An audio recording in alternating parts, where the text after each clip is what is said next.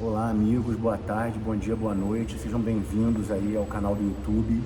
Hoje nós estamos aqui fazendo uma entrevista do Movimento de Saúde Mental da Cruzada São Sebastião com a Maria Alice Barbosa, né, de Moura Barbosa, que é uma das lideranças, uma das pessoas que mobiliza o movimento de promoção da saúde da população de rua, né, da população de rua dos nossos bairros aqui do Leblon, de Ipanema, da Zona Sul, que eles circulam, e vem fazendo um trabalho há 8 anos, e vem fazendo um trabalho aqui nessa paróquia do Santos Anjos, fundada por Dom Helder Câmara, né, fundada na época da fundação da Cruzada São Sebastião, um lugar histórico, um lugar de memória. E nós, nos últimos 6 meses, né, Maria Alice, temos convivido, né, temos trabalhado junto, discutido, conversado sobre saúde mental, sobre promoção de saúde mental, né, estratégias de promoção de saúde mental. E aí eu tenho conversado, feito entrevistas, e a Maria Alice surge como mais um caso de sucesso, né? Como mais um caso de uma pessoa que superou os próprios preconceitos, que superou as próprias dificuldades e desenvolve obra de assistência, né? E desenvolve obra de ajuda ao próximo, né? De proteção da saúde do próximo. Então, Maria Alice, como é que você chegou nesse entendimento de que você precisava trabalhar com a população de rua e abraçou essa causa? Foi aos poucos? Foi de uma hora para outra? Como é que isso começou na sua vida?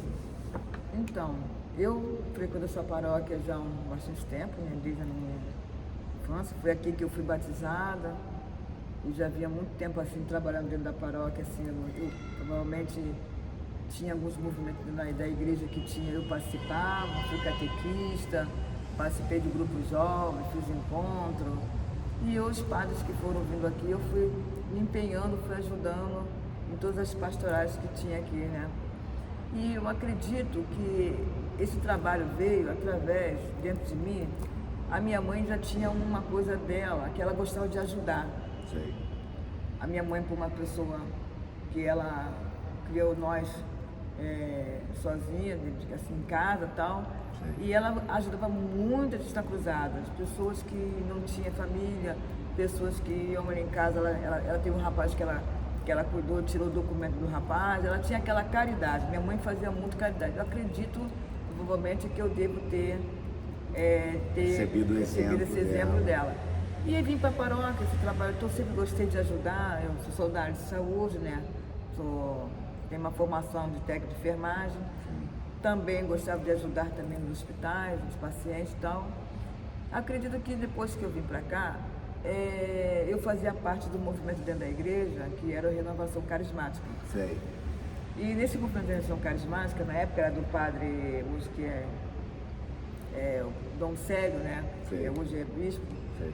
Ele na época fazia parte desse grupo aqui. E aí, com a vinda do padre Tiago, né, que veio assumir aqui a paróquia, eu continuei nesse grupo da renovação. Sim. E aí o padre Tiago, conversando comigo, eu já fazia esse trabalho na renovação carismática, eu entregava quentinhas para as pessoas em situação de rua, na época, mas não pensava em nessa pastoral.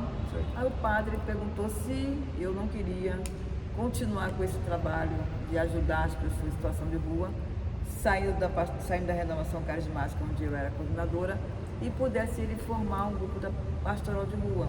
Olha. E que se eu quisesse assumir esse trabalho.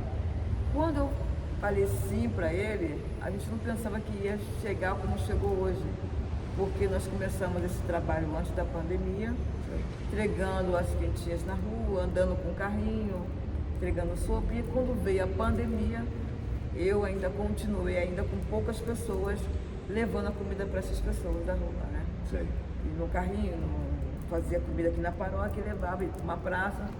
Isso foi se expandindo, as pessoas foram vindo, foram reconhecendo.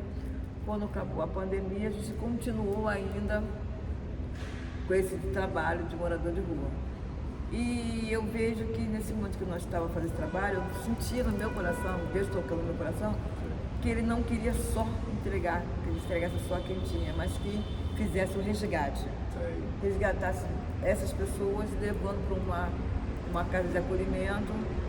E aí as coisas foram acontecendo de uma forma tão rápida, que para mim, e para o padre na paróquia também, Foi rápido, porque a gente, como fomos vendo, a gente já estava Como uma rede, participei dessa rede. E essa rede é fundamentalmente o grupo da pastoral aqui da paróquia e as casas de acolhimento, né, que são em várias partes da cidade, aí se forma um sistema de hospedagem, né, de acompanhamento, e aí isso está crescendo, isso está se organizando. Está organizando, nós conseguimos, nesses 8 anos que nós estamos na pastoral, mas nós conseguimos encaminhar mais de 200 pessoas em situação de rua para essas casas de acolhimento, tanto a Maranatá, a Betânia, que são uma das casas que já... São igrejas católicas, evangélicas? A Maranatá é a igreja católica. Católica, né? A Maranatá é uma igreja católica. São abrigos todos católicos? São todos católicos. O fundador também é católico. Entendi. E é uma casa que foi onde eu comecei a levar essas pessoas e vi que deu certo. Sim. Quando nós colocamos lá, eles ficam 9 meses, alguns deles hoje estão trabalhando, Sim. alguns deles hoje voltaram para sua família. E esse trabalho foram vindo várias pessoas que vieram querendo participar. Nem todo mundo que está participando dessa pastoral de rua é paroquiano aqui da igreja. Nós temos dentro do nosso grupo pessoas que são católicos, pessoas que são evangélicos, pessoas que são de outra dominação religiosa, pessoas que também não são nem católicas nem evangélicos, que quiseram vir fazer parte dessa pastoral, de conhecer e de ajudar o próximo. Vira um movimento comunitário mesmo, né? Onde mistura o pessoal do território, fundamentalmente, o pessoal aqui da vizinhança, né? Que mora perto, se incomoda com a situação, né? Vê que a resolução é uma resolução que não se alcança, né? E aí parte para a ação, né, comunitária, a ação no âmbito da religião, no âmbito da comunidade. E aí vocês vão fazendo esse atendimento, né? Aí é todo sábado. Todo sábado, às 9 horas da manhã, nós nos concentramos aqui em frente ao centro paroquial, ali na rua, mesmo na calçada. Começamos às 9 horas com o café da manhã. E depois tem uma parte da evangelização, que é uma outra pessoa que é responsável pela essa parte da evangelização, passando para eles um pouquinho da palavra de Deus, alimentando também a alma deles, né? E depois, assim, mais ou menos entre 11 horas e meia, a gente começou a entregar as quentinhas, que são almoço, que nós preparamos aqui na cozinha, como são senhoras que são paroquianas também, e não são, que preparam essa comida para eles. Voluntários, né? Voluntários. Dona Vera Lúcia participa. Dona Vera Lúcia, E a gente faz essas comidas para eles ali, e eles vêm todo sábado, estão vindo aqui. E o número de pessoas de rua hoje está aumentando. Hoje, no sábado agora, nós alimentamos 67 pessoas em situação de rua que veio se alimentar, que vai comparecer aqui. Eles já vêm, fazem a fila, participam de tudo. São pessoas de vários lugares. Entendi.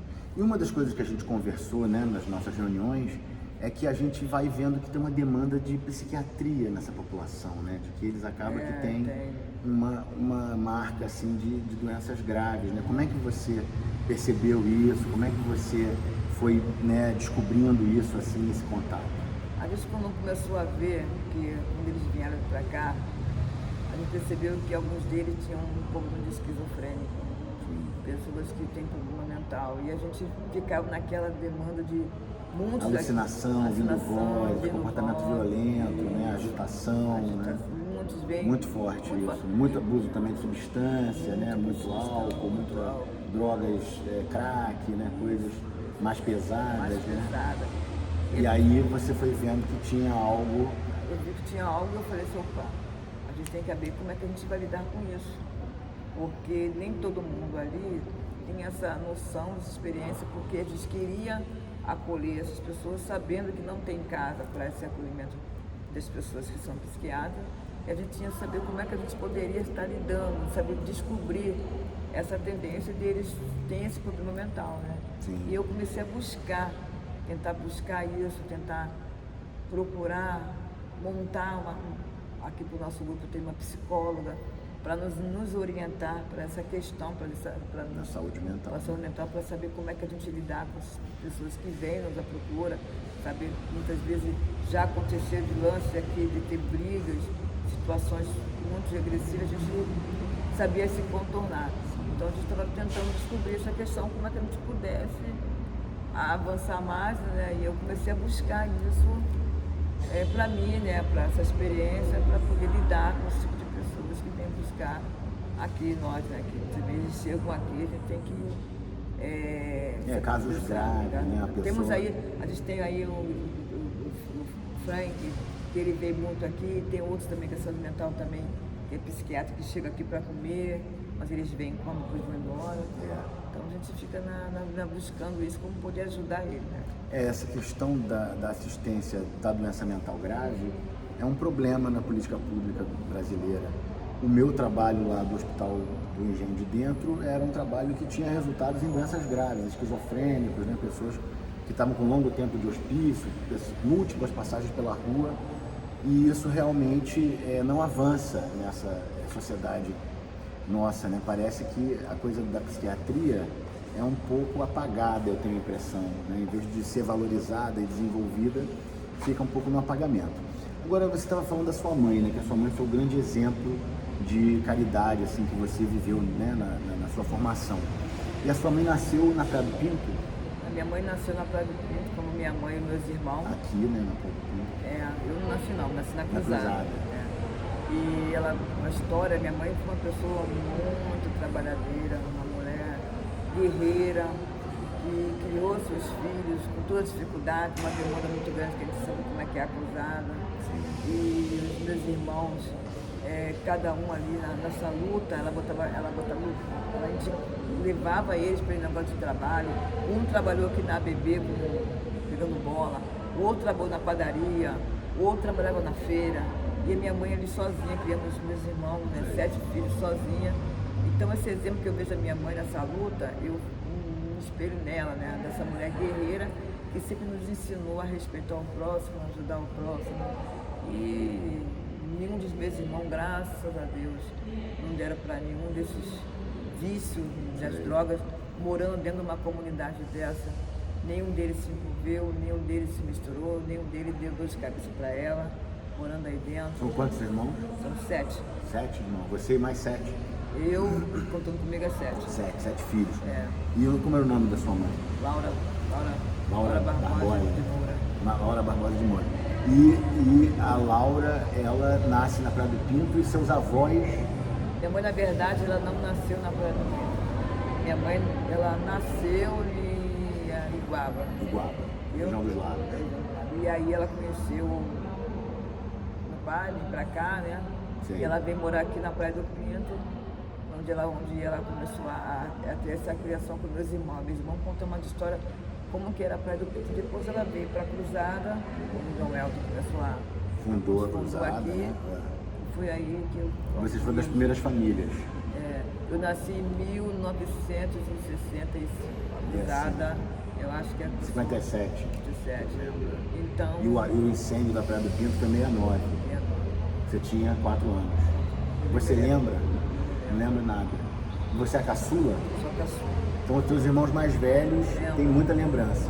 Tem, eles contavam muito de história pra mim, como é que era, como é que era a Praia do Pinto. Como que era? O que você lembra? Eles falavam que eles não tinham onde fazer necessidade. Não tinha saneamento básico. Não tinha água. Não tinha água. Dona Arlete contava que ela tinha que pegar a bica. Eu me lembro que quando chegou aqui como eu lembro aqui, eu me lembro dessa bebedeira, né? Sei. Que minha mãe lavava a roupa e mandava a gente subir essas pedras aí para estender a roupa nas pedras aí. Aí eu vinha com as roupas que ela lavava em casa e botava nas pedras para secar. A gente ficava brincando, eu e o pessoal ficava correndo, que pega, e a minha mãe frequentava muito aqui o centro espírita aí. Que era o centro de Umbanda? De Umbanda. E ela não tinha com quem deixar. Sei. E ela me levava para lá para o centro da rituais. E eu ficava lá pequenininha. Me lembro vagamente quando eu ia para lá, ela me deixava lá, tinha festa, aquele negócio todo, né? E ela era católica também? A minha mãe era. Católica e. Mas ela mas a ligação dela era mais. Isso é bem brasileiro, né? O brasileiro é ela falava muito pra gente que, assim, eu particularmente na minha mãe, eu vejo a minha mãe mexendo muito assim, com um copo d'água. Sei. Só que tinha lá em casa era esse, um copo d'água, e ela quando ia pro centro espírita, ela dançava e com um copo de água na mão. Olha, ela incorporava então. E também falava que era tipo mesa branca, que não sei se era. Uma umbanda branca. Não tinha assim, Deus. Mas isso é o Brasil é feito dessas misturas, né? A gente tem religiosidades múltiplas. E eu fico achando que todos os caminhos levam para Deus, né? Todos os caminhos sensíveis. E as religiões todas têm uma parte boa e uma parte ruim, né? A gente tem que trabalhar com a parte boa. Mas aí a sua mãe, então, ela foi essa figura que te inspirou. E ela trabalhava para criar os 7 filhos. Ela trabalha em casa de família, casa de família aqui na área. Aqui na área, aqui em Ipanema. Criou a gente ali com umas patroas delas uma delas era até americana. Sei. E minha mãe trabalhava muito de fazer comida, cozinhava muito bem. A minha casa vivia cheia de pessoas que minha mãe gostava de fazer pão, fazia bolo. E os rapazes, amigos dos meus irmãos, iam para lá para comer o bolinho dela, comer o pãozinho dela. Muitas vezes a gente quase não comprava pão na padaria, porque ela fazia aqueles pãozinhos dentro de casa. Sei. E ela cozinhava muito bem. Então a minha mãe tinha assim, uma lembrança muito bem dela, sabe? Quando ela se foi, cara, a gente sente saudade, mas eu vejo que assim, eu posso dizer para você que eu agradeço a Deus por ter uma mãe como ela e de ter me deixado com um ensinamento muito bom. E nunca dei dor de cabeça para minha mãe, nunca dei. E ela fez a passagem com que idade? 65. Quanto tempo tem isso? A minha mãe deve estar hoje, conto pelo menos meu sobrinho, ela deve estar quase 30 anos, 28 anos de falecido. Foi bastante tempo. E o seu pai? Você conheceu? Não conheceu? Ela namorou ele na Praia do Pinto? Na verdade, minha mãe namorou na Praia do Pinto, né? Porque eu sou irmã dos meus irmãos, por parte de mãe, por parte de pai. Minha mãe, depois que se separou do pai dos meus irmãos, ele abandonou ela para morar com uma outra mulher. Ela ficou sozinha e aí foi quando ela conheceu uma outra pessoa. E aí aquela outra pessoa, ela me teve. E particularmente assim, eu só vi uma vez que ela não queria, mas aí ela me criou particularmente sozinha. Ela divorciou do outro marido, das pessoas? Separou e criou os filhos sozinha. E eu também, que era também a caçula. Então aí foi uma criação de ela ali naquela luta, com aqueles meus irmãos tudo pequeno, que ele provavelmente quando eu ia trabalhar, a minha irmã cuidava de mim, para ela poder trabalhar, era pequenininha, caçula. Então a minha irmã cuidava, né, para mim ali, para ela poder ir para o trabalho. E foi aquela criação dos meus irmãos ali, cada um cuidando de um do outro. E ela, naquela situação que ela se dedicava, e meus irmãos falavam que passava muita necessidade, né, na época. Eles passavam necessidade e tal, contava a história e tal. Mas assim, que eu me lembro muito assim, que era uma família unida. A minha mãe, a minha mãe sempre tentava dar educação pra gente. E você teve um irmão que era fotógrafo, né? Carlos Cardoso. Que ele foi o primeiro fotógrafo, um dos primeiros fotógrafos da Cruzada. Ele foi o primeiro fotógrafo da Cruzada e depois dele ter partido não teve mais ninguém. Ele não gostava muito de tirar foto, fazia parte aqui da igreja, na parte do Padre Bruno, que tinha. Ele veio participando desde do Dom Helder, do Padre Oliveira, depois do Dom Helder, que onde ele participava muito, era muito um amigo do Dom Helder. Onde o Dom Helder ia, meu irmão ia atrás, tanto que tem uma foto do Dom Helder com ele. Ele criança e garoto? Ele andava com o Dom Helder aqui. Como é o apelido do seu irmão? Era Monega. Monega, né? Como ele era conhecido. Ele era conhecido, e ele andava muito aqui na Cruzada com o Dom Helder, tirava fotos. Ele é dessa geração. E aí ele participava daqui, depois que o Dom Helder partiu, ele continuou aqui na igreja, aí veio o Padre Bruno. E ele participava do grupo jovem que tinha aqui na igreja, no tempo do Padre Bruno, né? Ele fazia parte também de Coroinha, queria ser padre, mas não deu para estudar, e aí não partiu para essa, mas ele particularmente participava dessa igreja aqui e sempre vinha aqui. E sempre gostava de tirar foto. Todos os padres que estavam aqui, ele tirava foto, era fotógrafo da igreja, fotógrafo da Cruzada, trabalhou na ABB, como fotógrafo da ABB. Naquela época a fotografia era máquina mesmo, as fotos ficavam muito bonitas, as fotos com ele. E ele filmava tirava foto de casamento, era 15 anos, e todo mundo tirava foto.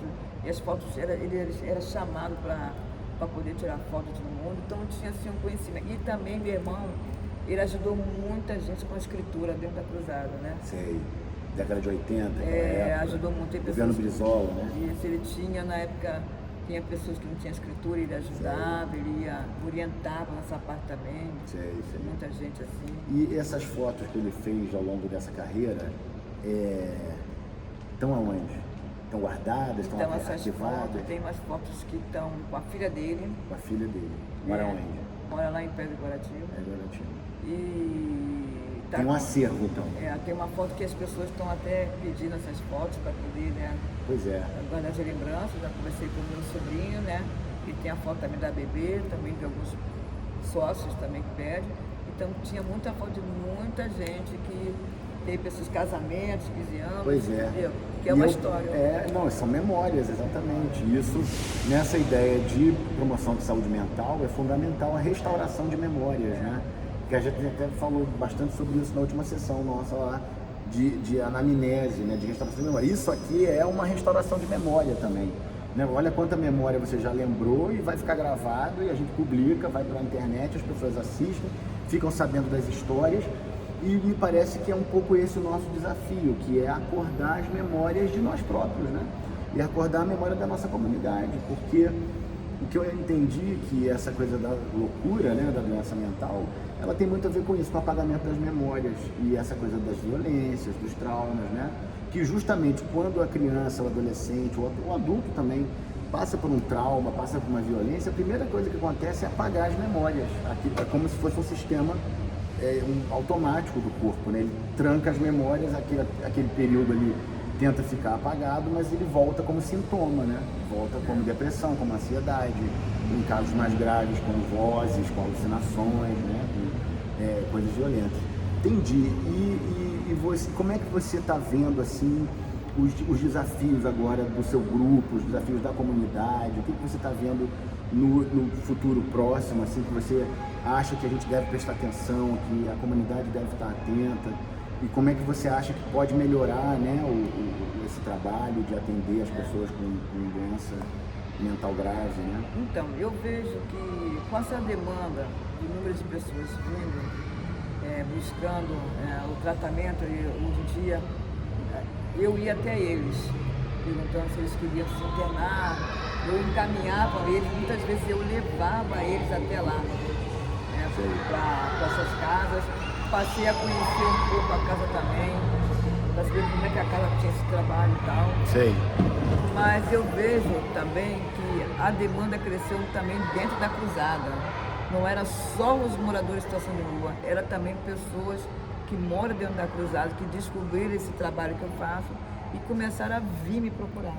E muitas vezes por causa de parentes em situação de rua, né? Mães que tinham filhos, usuários dentro das suas casas, que usavam essa droga. Nós acompanhamos alguns casos. E elas vieram até mim pedindo para que eu pudesse ajudar ao filho dela, que não era situação de rua, e que eu pudesse ajudar eles a encaminhar para essas casas.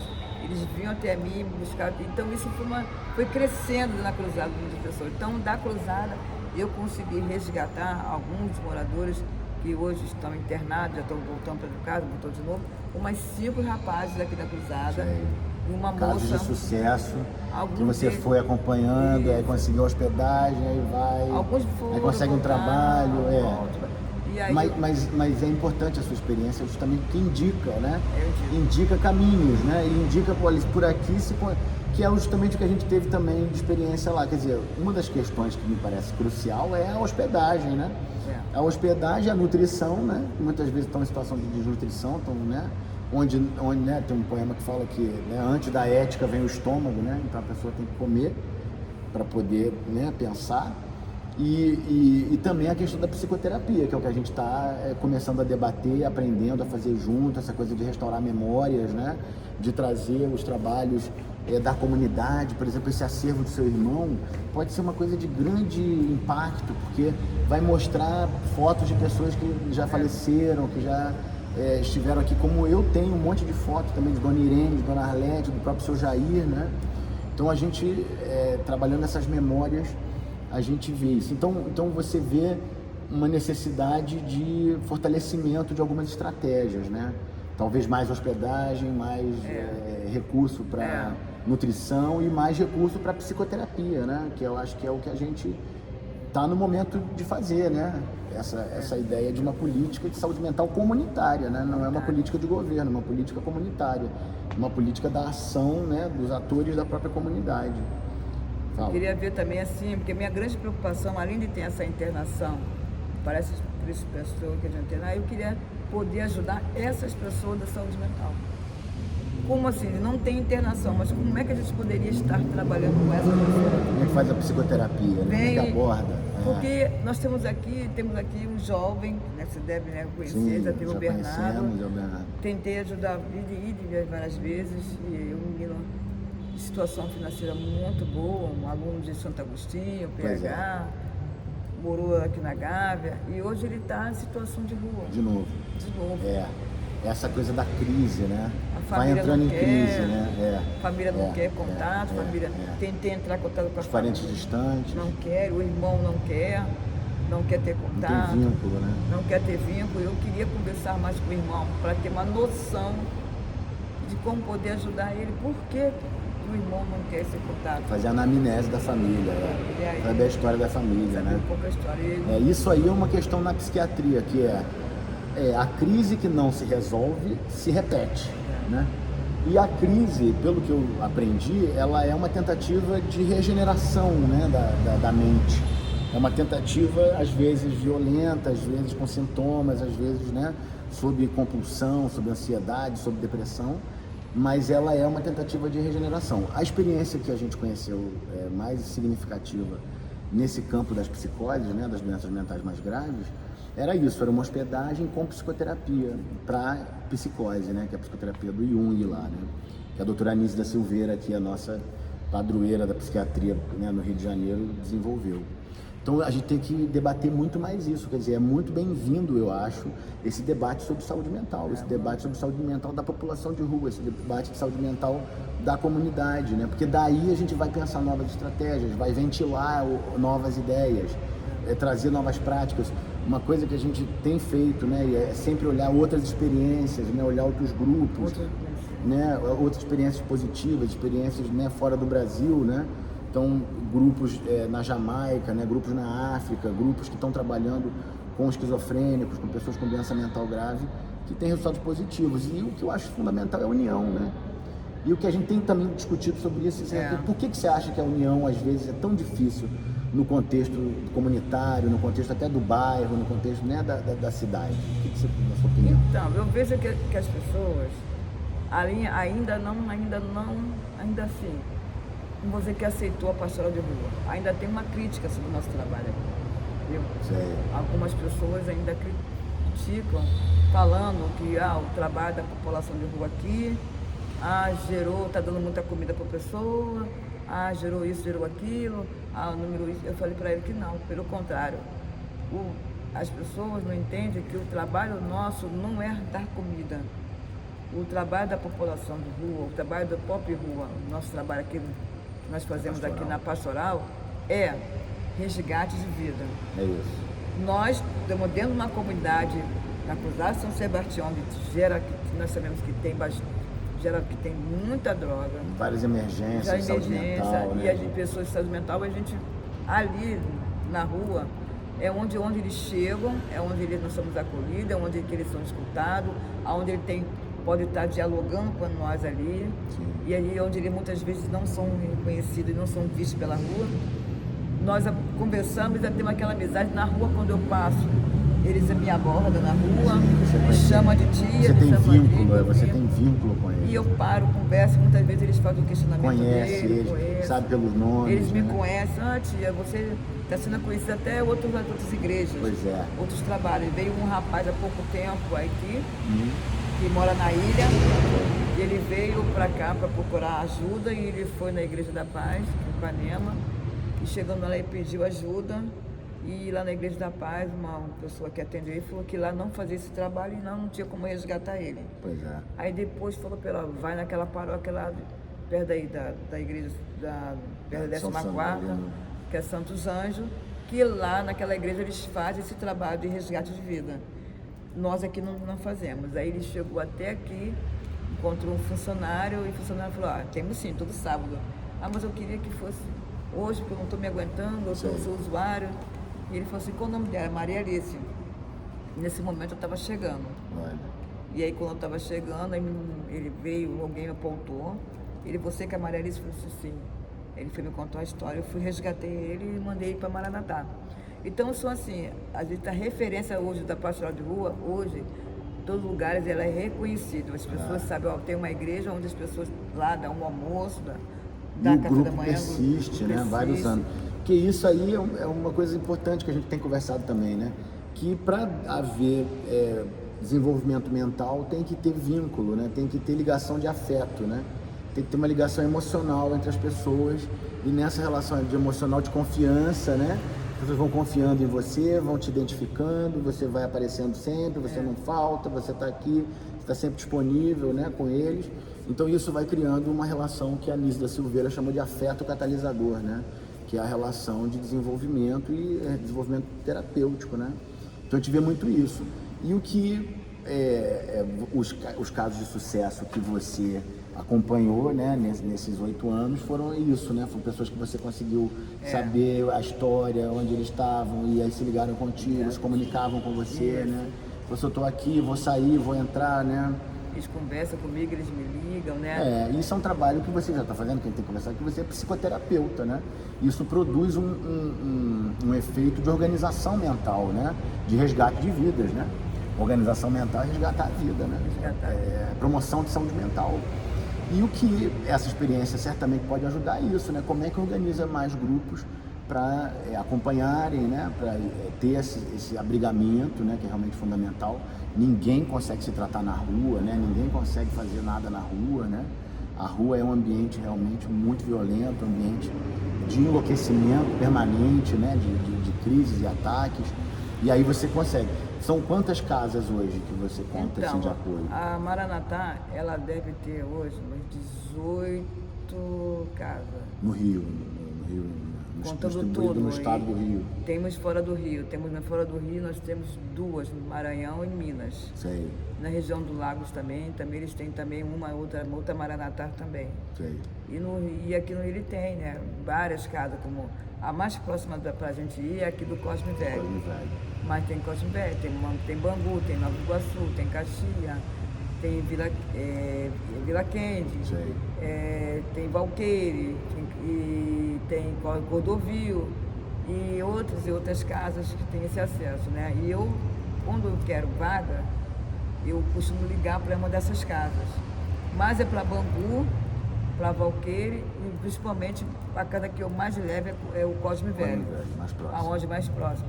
Muitas vezes, quando não tem vaga nessas casas, eu vejo essas casas que estão em Bangu, Nova Iguaçu, Valqueire, onde eu consigo levar para uma dessas casas aí. Eu ligo e a coordenadora pede, manda vir. E tem transporte? Então, antes de coisa, eu costumava, antes de levar para Cosme Velho, outras casas, eu, Maria Alice, costumava ir com eles até a central, sozinha, eu com eles.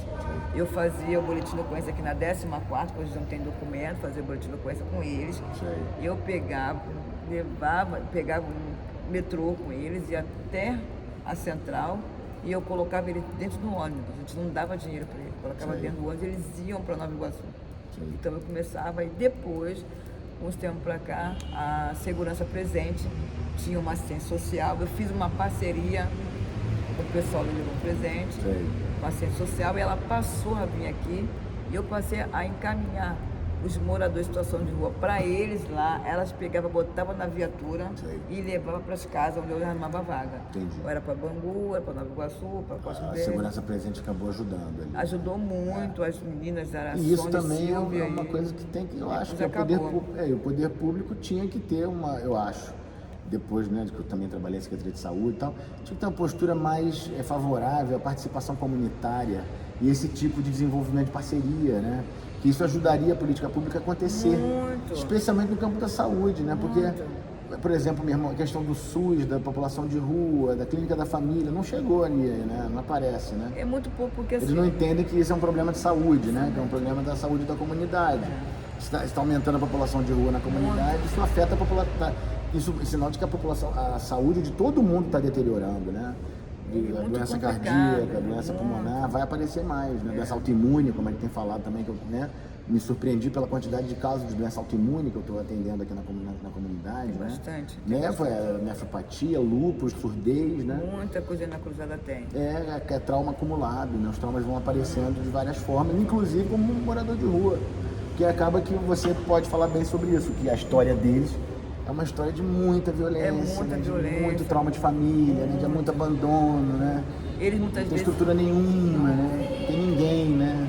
Tem um rapaz que ele falou que não consegue ficar na casa dele, que ele vem para a situação de rua, porque na casa dele é muita confusão, muita briga, o padrasto usa droga, a mãe usa droga. Pois é. E ele vem para a situação de rua. E acaba entrando por um beco sem saída para outro beco sem saída. Eles né? acabam entrando por crime, muitos deles crime, assassinato, violência, homicídio. Muitos deles uma coisa que eu já tinha visto, você falou, a gente viu, né, com o Bernardo, que era sequência de mortes, né? Às vezes na família tem várias mortes que se acontecem uma depois da outra, a pessoa não aguenta a carga e explode, né? E vai desorientada. Viver no lugar da desorientação, porque a rua acaba que é o lugar da desorientação. Né?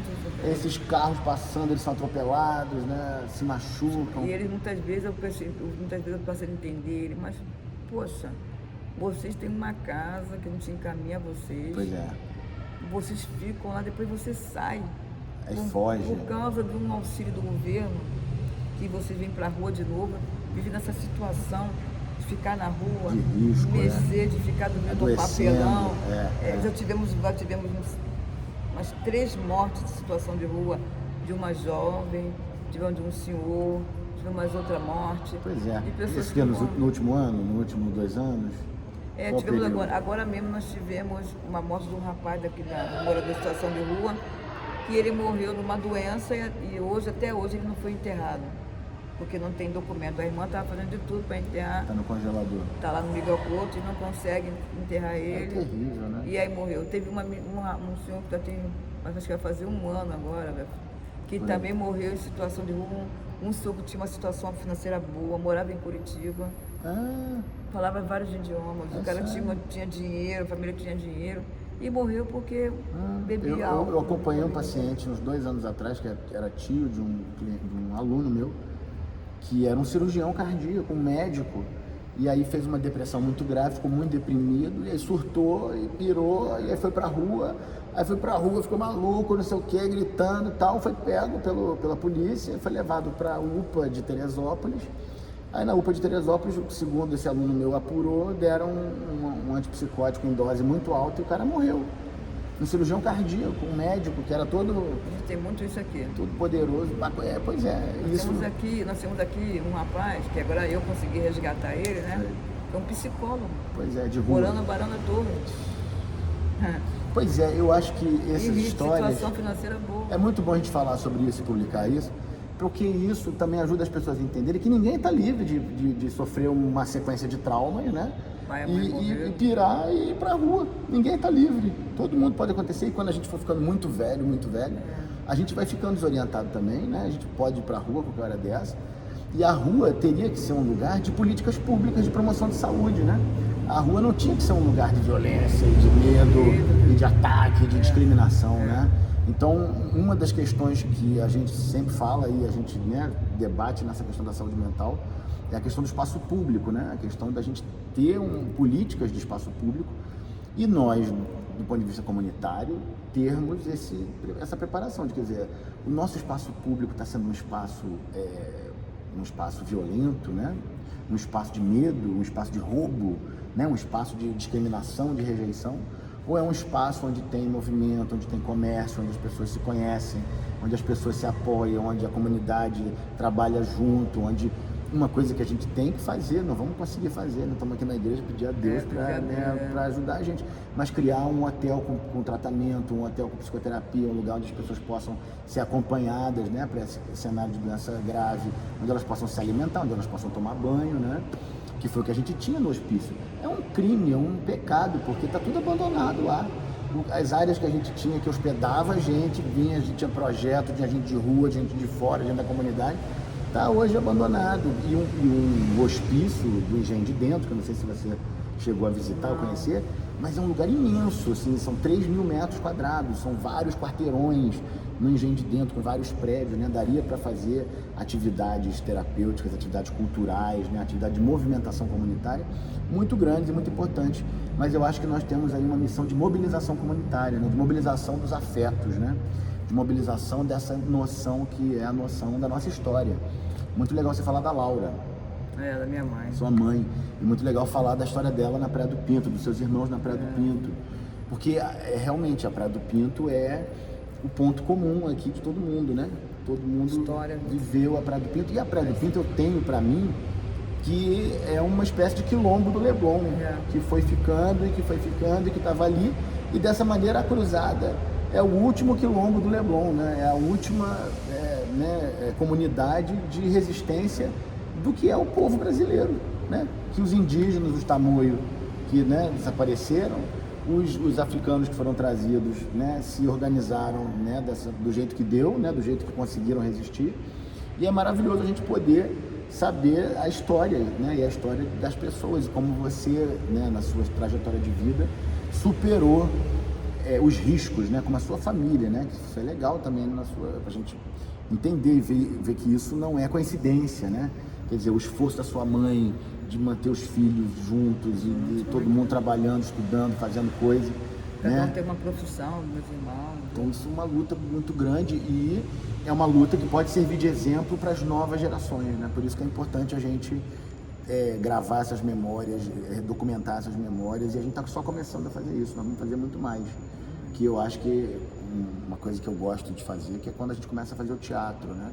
E o teatro que fala de nós, né? E o teatro que fala da história da nossa comunidade, foi o que eu fiz há 13 anos aqui.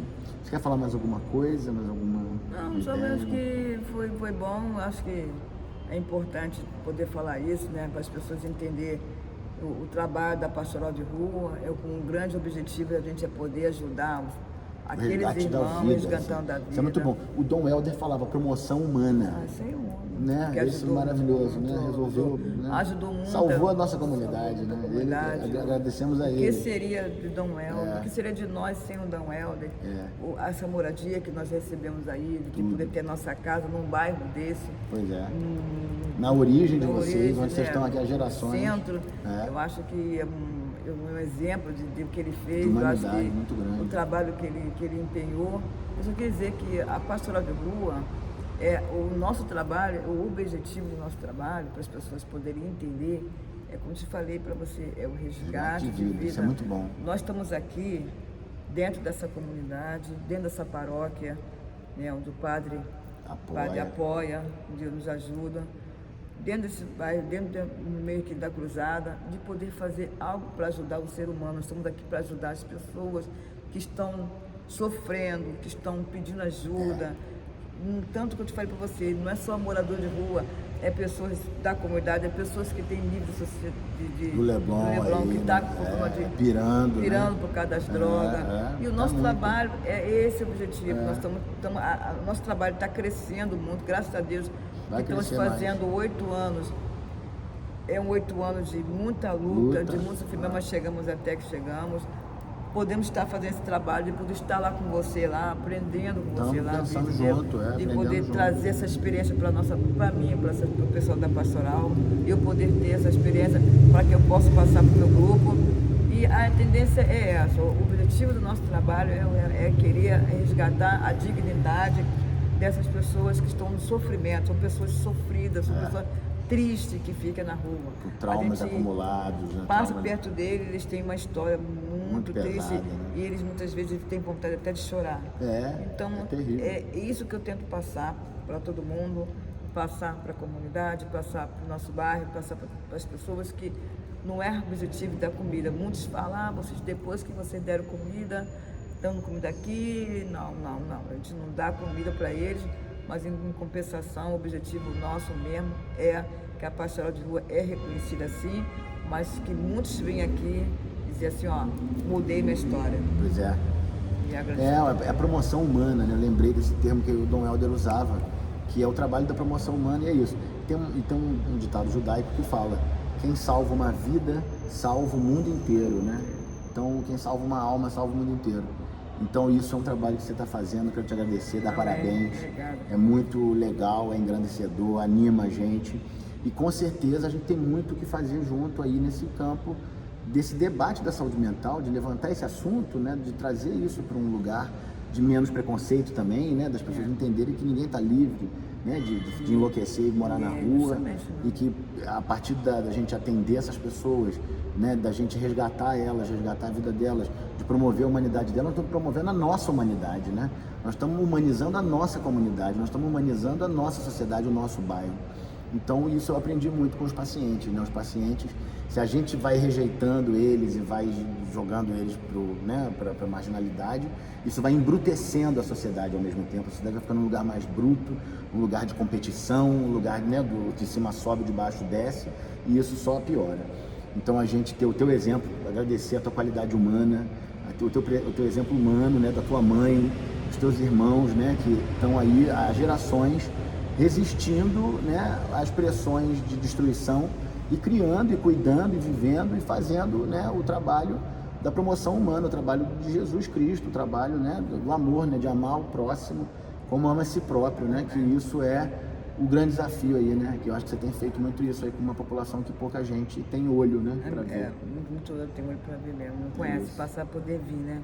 É isso, muito obrigado, Maria Alice, valeu. Obrigada. Salve, Dom Helder. Salve, Dom Helder.